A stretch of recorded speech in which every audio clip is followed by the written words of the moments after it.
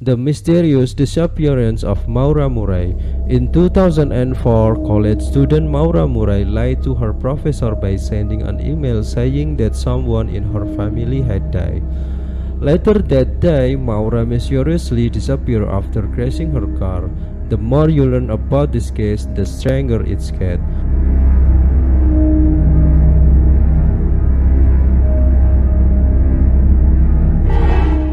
On the evening of February 9, 2004, police were called to a car crash in Road 112 in Wortsville, New Hampshire.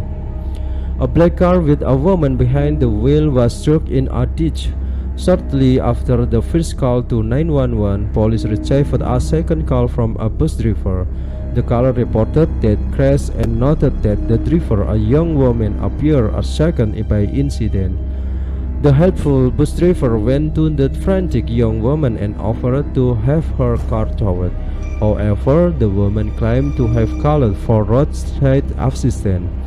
When police arrived a few minutes later, the driver, who was quickly identified as Maura Murray, was gone. A search of the area yielded no result. A search of Murray concluded that she had left campus that day after starting that a sudden death in her family meant she needed to go home. No one in the family was actually dead, although it appeared that Maura may have needed some rest and was lying to get some space. Before her accident, Maura had been looking for information on condominiums and rental rooms in Bartlett, New Hampshire. She had also been looking for information on booking room in Vermont. She had no booked room at either location, but she had been looking for direction to Burlington, Vermont. Investigators had to follow Maura's trail. They discovered that Maura had used an ATM on campus around 3 p.m. that afternoon, withdrawing $280. She used $40 of the money to buy alcohol, including boxed wine and liqueur. Around 4:30 p.m., she rang his own voicemail. This would be the last time she used her cell phone. She crashed between 7 p.m. and 7:25 p.m. Throughout no one to know what she was doing during those hours. At 7:45 p.m., she disappeared from the scene. Arriving officer noticed a soda bottle containing a red liquid with a strong odor of alcohol. They also saw a large box of wine in the back of the car and pointed out direction to Vermont. No foul play was found at this time, but officers canvassed the area. There was no sign of Maura. After several days without leads, police began to wonder if Maura was suicidal.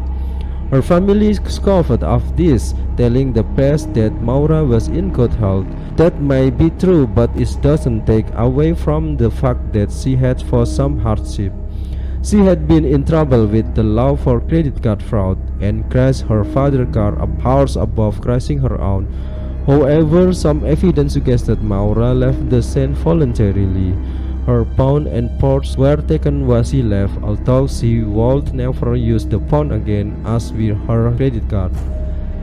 Several theories began to emerge in the month following Maura's disappearance. Some speculated she felt the same to avoid trouble. She was carrying an unopened bottle of alcohol, plus a few more bottles hidden in the back of her car. Others suggested Maura went into the nearby wood to drink more, but then got drunk due to the extreme temperatures. Another theory suggested she tried to walk to her destination, but the freezing temperature killed her. Some even believe Maura was taken from the scene against her will. Her father thought local punk had taken his daughter. Over the years, attempts have been made to find Maura remains near where she fell. In September 2021, human remains were found 25 miles from the area where Maura was last seen. However, the remains were not hers. She is still missing to this day. In the years since his disappearance has sparked endless speculation. Was she running from something? Did she stake her own disappearance? Or did she encounter a sinister fate that night? Despite extensive search and numerous theories, the case remains one of the most baffling unsolved mysteries of the 21st century.